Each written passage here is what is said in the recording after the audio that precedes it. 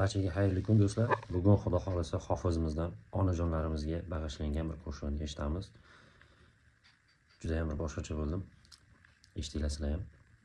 Kech qolsam uxlamay tonggacha kutgan, qiynalsam erkalab yuzimdan o'pgan, yiqilma bolam deb qo'limdan tutgan, yiqilma bolam deb qo'limdan tutgan.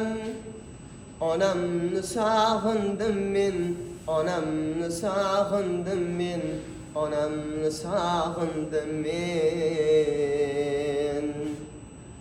Onamni sog'indim men, onamni sog'indim men, onamni sog'indim men, onamni sog'indim men.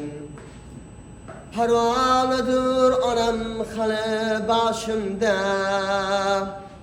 qara ko'zi hamon ko'zi qarshimda.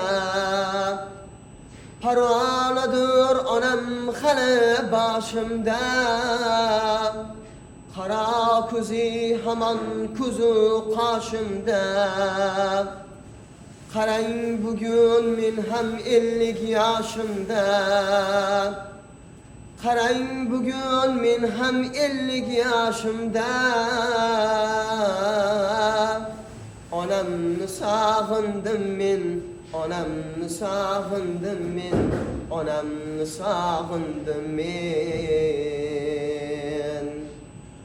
Uzoqlarda qoldirdim onamni,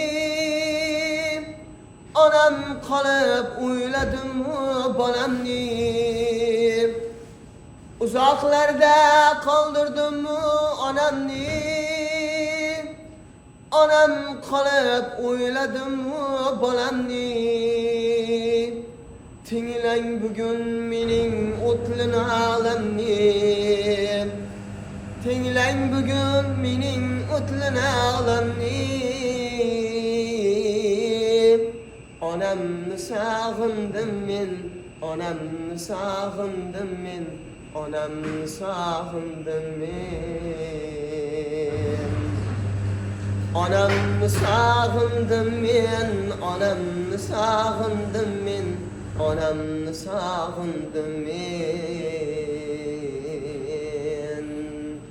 Baxtimizga onajonlarimiz doimo hamisha sog' bo'lsin. Borlarga shukr ta'zim qilamiz.